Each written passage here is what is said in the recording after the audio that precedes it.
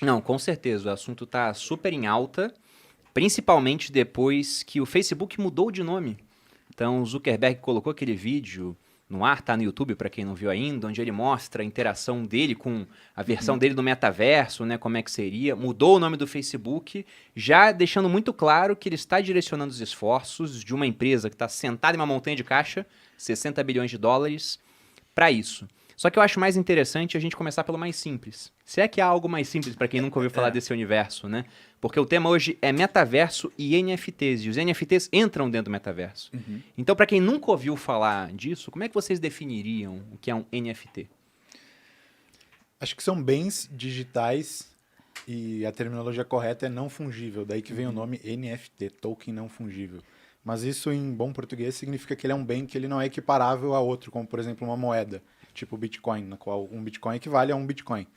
No caso dos NFTs, não. Então, é um formato de arquivo que vive nas blockchains, depois a gente pode entrar mais na parte técnica, mas e que permite que esses bens digitais circulem livremente pela internet. Então, as pessoas já tokenizaram arte, já tokenizaram itens dentro de jogos, avatares, certificados de posse digitais e várias outras coisas, e isso é um mercado que representa muitos bilhões de dólares já a essa altura do campeonato e que só vai continuar crescendo. Eu acho que se eu tentasse definir o NFT, eu acho que talvez daria um passo atrás um pouco, né? Explicar que o NFT ele roda num blockchain, né? Que é o blockchain da Ethereum, e que ele é um padrão, um tipo de token, né? Tipo um tipo de criptomoeda que roda em um outro blockchain, né? Então, assim como o Felipe comentou, né? Ele tem algumas propriedades diferentes do que tem, por exemplo, outros tipos de tokens, mas basicamente é como se fosse uma criptomoeda que roda dentro de um blockchain. E aí você pode colecionar coisas, você pode comprar coisas na internet, você pode itens de jogos, skins, enfim. Então, para mim, o NFT seria um tipo de token que roda de um blockchain e que está aí chamando bastante atenção por conta da usabilidade que você consegue ter com eles, né? Quando que esse negócio começou a ser feito? Que criaram o primeiro NFT, assim? Porque agora tá muito no hype, né? Todo mundo tá falando. Até pessoas que muitas vezes nem entendem o que é uma criptomoeda, mas você pergunta de NFT, o cara sabe o que é a arte digital, né? Tem um pessoal fazendo dinheiro com isso. Eu ia falar que a primeira vez que eu ouvi, óbvio, foi em casa, você falando. Aí depois, a primeira vez que eu ouvi fora de casa, foi no rádio. A mulher tentando explicar o que era o NFT, que um cara tinha vendido uma arte dele por NFT. Ela, é como se fosse uma imagem que não é o print, ela falava, né? Aí eu falei, acho que não tá dando pra entender direito. E aí, mas eu acho que é legal dizer isso, né? Que é como se fosse o original daquela arte. Então, não tem como, por mais que você tenha o print da arte, aquilo não é um NFT. O NFT é o original. Sei lá, na minha cabeça ficou assim. É porque quando a gente fala acho que de NFT, a primeira coisa que vem na cabeça é a arte, né? Porque é o que mais chamou atenção, né? Por exemplo, o CryptoPunks que a gente estava falando aqui antes, o que mais chamou atenção são aquelas artes que, em teoria, são feias, né? E que valem muito dinheiro. Adorei essa. Eu botei em teoria aqui para não afirmar nada, né? Em teoria e na prática. A gente pode falar, É que feio gosto mesmo. não se discute, né, Bruno? Rael, você pode botar um CryptoPunk aqui na tela, só pro pessoal que não conhece? Não, eu fiquei indignada, porque isso daí não é possível. Você ficou indignado que o Bruno vendeu esse, né? Isso aqui é uma arte digital, né? E você pode pensar, poxa, É tipo mas... uma criança de 5 anos fez no Paint, né? É basicamente isso, é basicamente isso. Mas eu não sei o ano que foi lançado, vocês sabem? 2017. Em 2017 foi lançado. Hoje, essa coleção aqui, ela é caríssima. Você não consegue comprar isso aqui por menos de R$1 milhão, eu acho.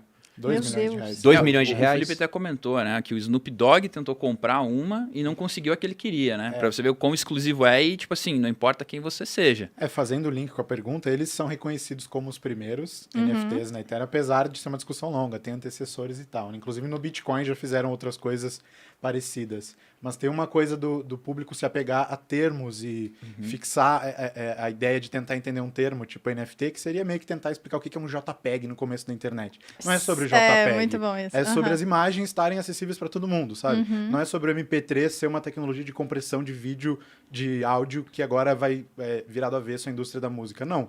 É que tem um formato que comprime valor, porque ele garante a escassez no meio digital, que era uma coisa impossível antes. A parada que você falou é original. Então, podem fazer cópias, print screen, etc. Mas o NFT não vai ter mais do que o cara fez ali e colocou ali. Então, comprime valor e é um mercado mundial, sem fronteiras. Então, vira do avesso agora as indústrias da mídia, da criação de comunidades e e tantas outras. E esses aí são reconhecidos pelo pioneirismo, por isso que eles acabam capturando tanto valor. Né? Que a gente estava nessa discussão aqui inicial sobre a imagem tem ou não importância no valor e tal. E aí, nesse caso, obviamente não tem, né?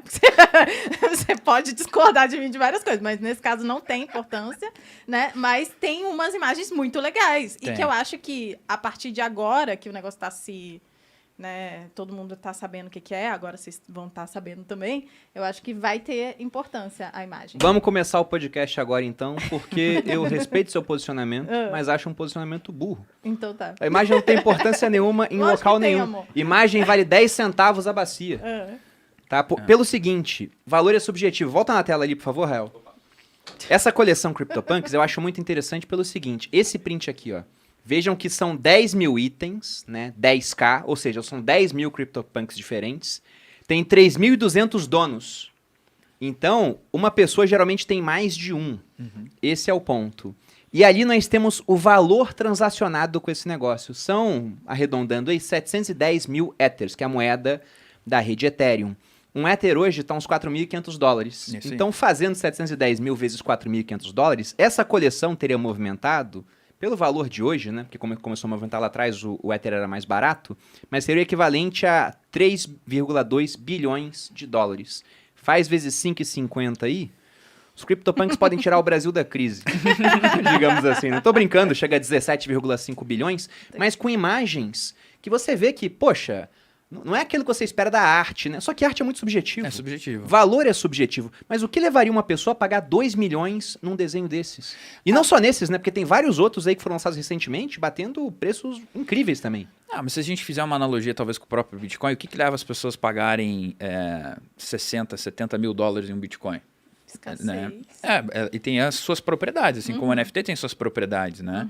Se o valor do Bitcoin realmente é esse, a gente também não consegue afirmar é ou não é. Né? Quanto estão querendo pagar por algo que alguém está querendo vender naquele momento. São né? propriedades tão meméticas quanto, né? Tem teoristas de história monetária, acho que o Nick Szabo fala isso, que toda commodity que foi monetizada ao longo do tempo começou como um colecionável. Depois que virou meio de troca, virou store of value e depois unidade de conta. Desde as conchas lá atrás. Então, a galera fala que os CryptoPunks são o Bitcoin dos NFTs, né? Porque todos os NFTs subsequentes meio que trazem mais valor pro original. Meio que como todas as criptomoedas subsequentes catalisam um pouco de valor para a revolução por trás do Bitcoin também. E tem aquela parte também do qual é o valor de você pertencer a algo, né? Quanto que vale o pertencimento a alguma coisa? Então, às vezes, o valor por detrás disso é muito maior do que simplesmente só a foto.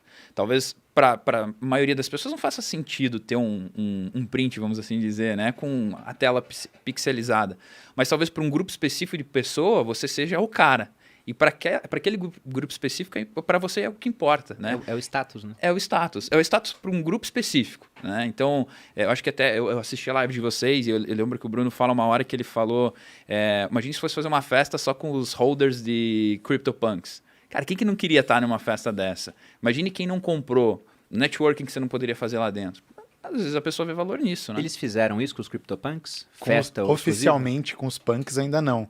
Porque já é mais descentralizado os punks, os criadores se envolvem menos. Mas no caso dos Bored Apes, que é outra coleção mais moderna e que cresceu mais rápido até que os CryptoPunks, porque nasceu no hype agora, sim, eles fizeram, tem uma empresa por trás, a Yuga Labs, e agora teve uma semana de eventos em Nova York, teve festa em cruzeiro, festa em balada, só para quem tinha um Bored Ape.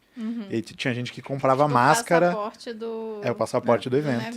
Quando que lançaram Bored Ape? Foi começo desse ano, maio, abril desse ano. O que é Bored Ape? Bored Ape é uma coleção tipo a do CryptoPunk. O desenho é mais legal. É tipo aquele do tigre que eu mostrei. De macacos. Você consegue botar na tela aí pro pessoal ver, Rael? Busca aí Bored Ape, pro pessoal ver o que é. Eduardo, dá uma mão aí pro Rael. E nesse Bored Ape, eles lançaram há pouco tempo. Tem o quê? Uns 6 meses? 6 meses. 6 meses. É do macaco. E hoje, o preço mínimo de um Bored Ape é de 32 Ethers. E eles já movimentaram, lembrando, um Ether é $4.500, né? Façam a conta aí pra ver o quanto dá isso. E já movimentaram 206,5. Então, Isso aqui é um Bored Ape. Esse eu acho legalzinho. Aí você pagaria 600 mil reais? Se me desse, eu falo, pô, legal. Se te desse, ia ser legal. Eu também, se quiser mandar, eu também passo a carteira. Esse aqui movimentou menos, pessoal. Esse aqui é o primo pobre do CryptoPunks, movimentou só 5 bilhões de reais. É pouca coisa. Pouca coisa. Pouca E aí coisa. tá um ponto interessante. Dessa movimentação, toda vez que alguém vende para outra pessoa, o criador da coleção ganha um royalty. Se eu não me engano, é de 10% nessa coleção. Nessa eu confesso que eu não sei, mas você consegue setar, né, no OpenSea. Você pode, quando você cria um NFT, você pode colocar lá quantos por cento você quer que fique de royalties. Então você pode colocar desde 1% a 10, 100, enfim, aí vai depender do criador, né? É 2,5 nessa, eu acho. A última vez que 2,5? eu vi, eles tinham feito tipo 25, 30 milhões de dólares só em royalty de Então secundário. foi um royalty bem mais baixo do que eu tinha pensado. Mas um ponto muito interessante é que como ele ganha por toda a transação, faz sentido ele hypar essa comunidade fazendo eventos exclusivos, por exemplo. Porque se ele vai e monta lá um jantar exclusivo só com quem tem esse negócio e vem que tem muita gente famosa, o pessoal pode querer pagar muito caro no ingresso desse jantar comprando um Bored Ape. Mas lembrando que para alguém comprar, alguém vai ter que querer vender. E quem que quer sair do clubinho, né? Exatamente. Tem isso também. Quem que vai querer Olha que ficar massa longe do esse. Ó, clubinho? viu? Ó, é o Malu legal. já tá sendo convencido. Até Compraria Humble? Não. Não? Mas o Bored Não. Ape original, esse aí é uma reprodução, eu acho. O original É uma não reprodução, tem. não tem essa... É.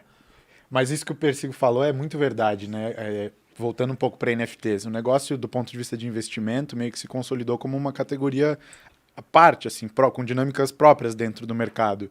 E uma das coisas que é curioso de notar é que o preço de uma pessoa por uma moeda é muito menor do que o dela por um NFT. Você vende muito mais fácil o Ether, se o Ether cai, e se o Bored Ape cai 50%, você não tá nem aí, porque você tá indo nas festas. Claro que não é bem assim, mas é um nível de stickiness completamente diferente que para construir comunidade é super legal. Bom, e ia fazer uma pergunta, mas teve um ponto que uma hora o Persico estava comentando e eu lembrei.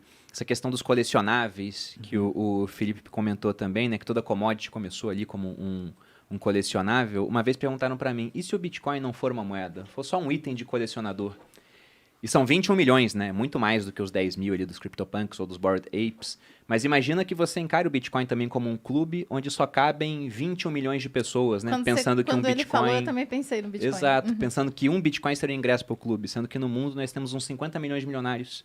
Então, não tem espaço para todos os milionários nesse clubinho. E tem vários milionários que já tem vários, né? Exatamente, tem vários milionários que já tem muitos Bitcoins. Muitos Bitcoins. Então, quanto que vale um ingresso para um clube do qual ninguém quer sair? E se você cresce ainda categorias, né? 1 Bitcoin você é nível tal, 10 Bitcoins você acessa um outro tipo de clube, 1000 Bitcoins, Ainda tem, 10 mil Bitcoins, e aí chega uma hora que você chega a não sei quantos mil Bitcoins, né?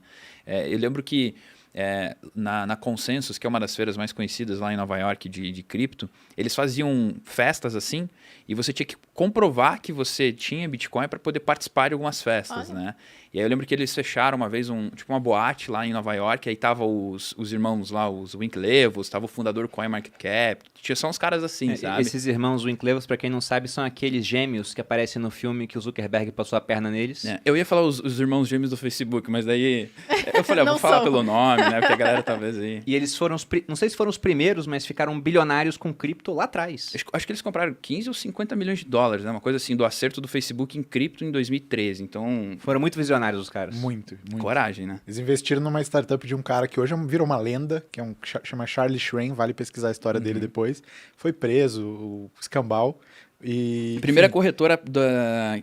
Bit Instant. Ele tinha uma corretora...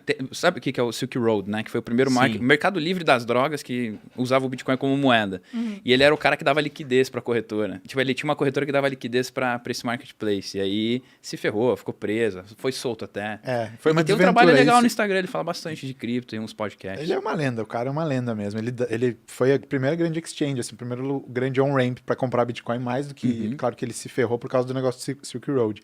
Mas a gente falou do Facebook, o autor que escreveu o livro que virou o filme do Facebook, escreveu depois um outro livro, agora faz pouco tempo, que chama Bitcoin Billionaires, que é a história dos gêmeos e de como eles pegaram o dinheiro do acerto com o Facebook, compraram Bitcoin, viraram bilionários, se ferraram em várias histórias, como quando eles investiram nessa empresa, mas isso foi minúsculo perto do upside que eles tiveram com o Bitcoin, eles viraram bilionários. E tem uma né? das maiores corretoras do mundo lá também, né? Sim. Que é a Gemini.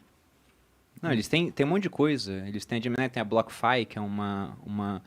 É como se fosse um lugar para você obter renda fixa em criptomoedas, né? Se bem que há vários protocolos hoje descentralizados que já fazem a mesma coisa, mas os caras foram muito, muito visionários. Bom, acho que já deu para ter uma ideia do que é um NFT, para que a gente possa mergulhar agora na questão de um metaverso, né? Primeiro, o que seria o metaverso? Esse é mais complicado, né? Esse é um pouco Eduardo, mais traga complicado. o LSD aqui, pra poder dar uma viajada Já não legal. tava no café? Vocês já? estão servidos, gente? Malu tomou antes de sair de casa, não precisa. Não, eu só me exercitei, a endorfina tá alta, acho que vai funcionar. Você sabe que eu vi uma definição assim que eu consegui talvez trazer um pouco mais para a realidade, né? O metaverso, a primeira coisa que a gente pensa é em filme, ficção, aqueles hologramas, coisas assim, né? E aí eu vi um cara explicando que ele fala sobre realidade virtual e realidade aumentada. O que é realidade aumentada? Né? Provavelmente todo mundo já jogou aquele Pokémon GO, que você bota aqui o celular e aparece o Pokémonzinho e coisas assim, né? Então, realidade aumentada. Realidade virtual é quando você entra de fato, né? Bota o óculos e tem a parte sensorial ali.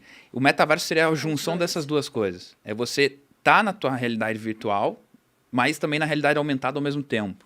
Então, seria como se eu tivesse com meu óculos aqui, mas assistindo talvez um outro host que está sentado ali e ele está aqui no mesmo ambiente, mas não está, né?